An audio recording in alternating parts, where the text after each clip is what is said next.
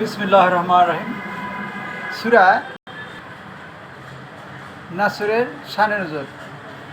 সূরা অবতীর্ণের দিক দিয়ে এটি শেষ নাযিলকৃত সূরা। যখন এই সূরাটি অবতীর্ণ হয়েছে তখন কতিপয় সাহাবা রাদিয়াল্লাহু ধারণা করেন যে হুজুর সাল্লাল্লাহু আলাইহি সাল্লামের এখন শেষ সময়। এর জন্য আল্লাহ তার হুজুর সাল্লাল্লাহু আলাইহি সাল্লামকে তাসবিহ, তাহমিদ, ইস্তেগফারের নির্দেশ দিলেন।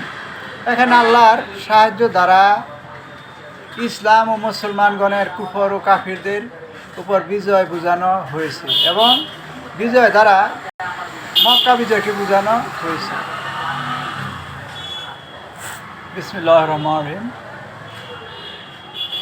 ইজা জা নাসরুল্লাহি ওয়াল ফাত ওয়ারাইতান নাসা ইয়াদখুলুনা ফি দীনিল্লাহি আফওয়াজা ফাসাব্বিহ বিহামদি রাব্বিকা আস্তাগফিরুহু ইন্নাহু কানা তাওয়াবা।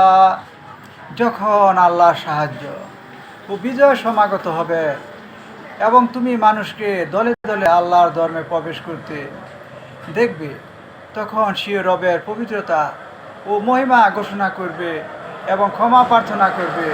নিশ্চয় তিনি তওবা কবুলকারী।